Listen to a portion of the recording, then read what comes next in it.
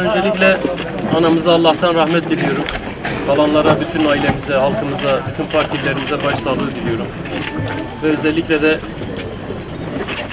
yaşamının önemli bir kısmını cezaevinde, zindanlarda, devletin zulmü, baskısı altında geçirmesine rağmen onuruyla dimdik ayakta duran Diyarbakır Milletvekilimiz Hatip Dicle arkadaşımıza başsağlığı diliyorum.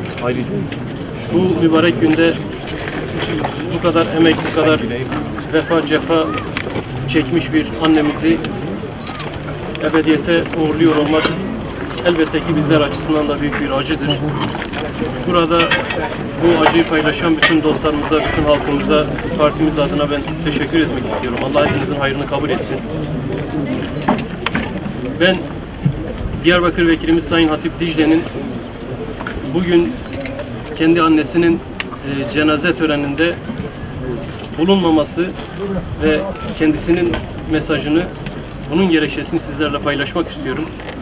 Biliyorsunuz kendisi 2 dönem Diyarbakır milletvekilliği yaptı.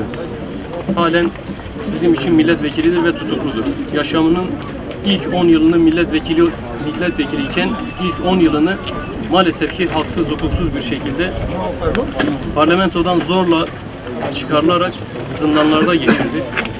Kendisi barış mücadelesinden, demokrasi, özgürlük mücadelesinden asla vazgeçmedi. Ve son 4 yıldır haksız, yine hukuksuz, hatta ahlaksız bir şekilde içeride tutuluyor. Hatip Dicle'nin belki de hepimizden, burada bulunan herkesten daha fazla barış için, akan kanın durması için çaba sarf ettiğini hepimiz biliyoruz. Bu kadar barış sevdalısı, barış emekçisi bir insanın yoldaşlarıyla birlikte, binlerce siyasetçiyle birlikte 4 yıldır yine suçsuz, günahsız bir şekilde tutuklu kalıyor olması hepimizin vicdanlarını yaralıyor.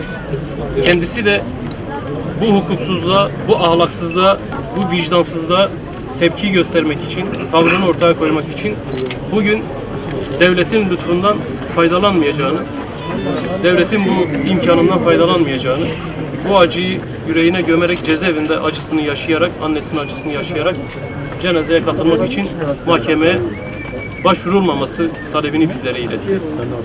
Biz de kendisinin bu talebini saygıyla karşılıyoruz. Çünkü annesi bir müddettir cezaevinde, hastanede tedavi görüyordu. Kendisi de cezaevinden birkaç defa annesini hastanede ziyaret talebinde bulunmuştu. Hasta yatağında son bir defa annesini görmek istemişti. Ancak izin verilmemişti.